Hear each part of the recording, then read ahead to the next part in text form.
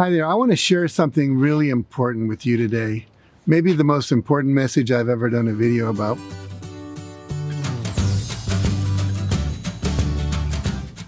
Every one of us, somewhere in our life, we get stuck.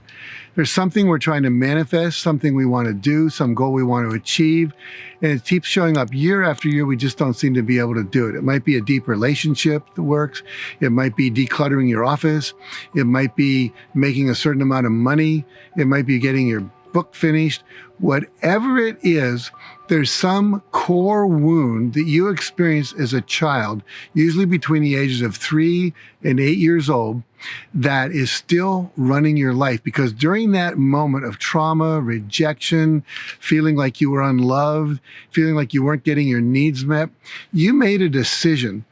And that decision became a limiting belief that usually is unconscious. You're not even aware you made it. And as a result of that, your life has been stuck. And I'm going to share with you, to start with, what I learned about myself. I just took a workshop very recently. It was a very deep dive into my own personal development. And I got in touch with 3 core wounds that here I was, 75 years old. And this was just several weeks ago. That what happened was I got in touch with 3 things that I decided when I was a child and kind of beginning to be like 12, 13, 14 years old, that still were running my life. Kind of shocking when you think about it, given how much success I've had.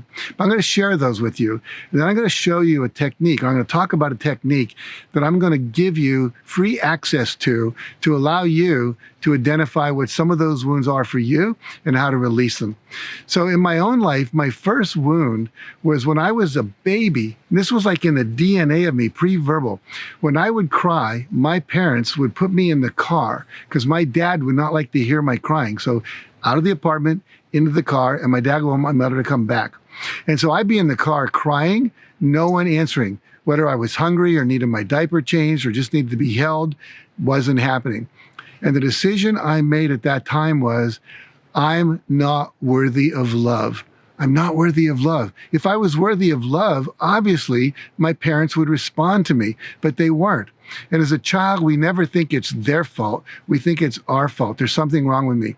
And because I decided I wasn't worthy of love and I couldn't ask for what I want because when I did, no one responded, I then created several strategies for living my life that were in a lot of ways self-destructive.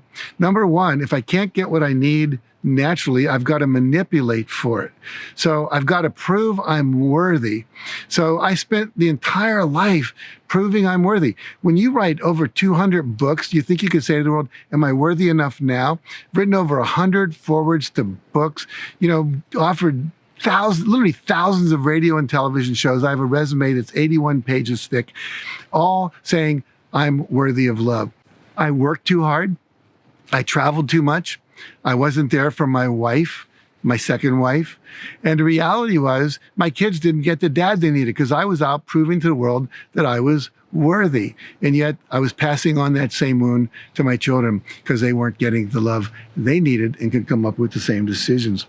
Now, the second thing that happened to me was when I was about 9, 10 years old, I wanted to go to a movie. My dad didn't want me to go. I snuck out of the house. I went to the movie. He came and got me, took me home, and he literally whipped my butt with a hairbrush until it was like red. And I refused to cry. I refused to give him the satisfaction that I was going to cry. And so I made a decision, you can't make me cry. And for about 60 plus years, I would never cry. Now, what did that mean? I was never vulnerable. I was never able to just be honest and admit that I was afraid, that I was lonely, that I was scared. And that means no intimacy in life. And so I had to really, really learn that that was killing me. And it was creating pressure in my body, tension in my jaw, tension in my shoulders, and all that kind of stuff. And finally gave myself permission to cry. Now, the third thing was I got accused in school of doing something I didn't do. I was accused of stealing something. I didn't steal it. And I wanted my dad to come to the school and stand up for me, but he wouldn't do it. I was going to this private school that my rich aunt paid me to go to. My brother didn't get to go there. My dad was intimidated by that school. because he was not of the upper class where all the doctors and lawyers sent their kids. So he wouldn't stand up for me. And I made a decision I must not be worthy of standing up for. So I was not standing up for myself. I wasn't confronting people. I was afraid of confrontation. I wasn't the powerful man that I needed to be in my marriage, in my company, and in the world. And those three things were keeping me from being as successful and happy and fulfilled as I wanted to be. Now, re-owning all that, just in the last few weeks since I did it, my life is magically different. And so what I want to offer to you is a process that will allow you to achieve the same awarenesses and let go of those limiting beliefs and decisions you made and make a new decision that will allow you to be more empowered and more living in your heart. So I'm writing a book right now with Dr. Lise Janelle called The Heart Freedom Method is a subtitle. The title will probably be called Getting Unstuck or something like that. But here's the deal. It's a very powerful process, and I'll take you through it. And I'm going to offer this 3 times in January. And I'm going to tell you the times and the dates right now, and you're going to be able to click on a link below and actually sign up. And however many people are on that call, I'm going to take you all through this process that will just transform your life, I promise you. So on January 6th at 10 a.m. Pacific time, January 9th at 1 p.m. Pacific time, and January 20th at 9 a.m. Pacific time. So you can calculate the times wherever you are. And I've done that so people in Europe can do it, and around the world, in Hawaii, wherever you live, there'll be a time when you can do it. And I will guide you through this closed eye process, starting with where you feel stuck. And then we're going to take you through some body awareness and take you back to the earliest time that you can remember. And you're going to actually find out where that decision was made. And we're going to actually heal that decision and allow you to make a new decision. And it's so easy, but so powerful. 99.7% of all people that I do this with claim that they had a miraculous experience. I just did a little beta test of this thing with about 20 people, 2 different times a couple weeks ago. And everybody said it was one of the most powerful things they ever did. They were telling all their friends, telling Patty Aubrey, telling me, sending me emails, etc.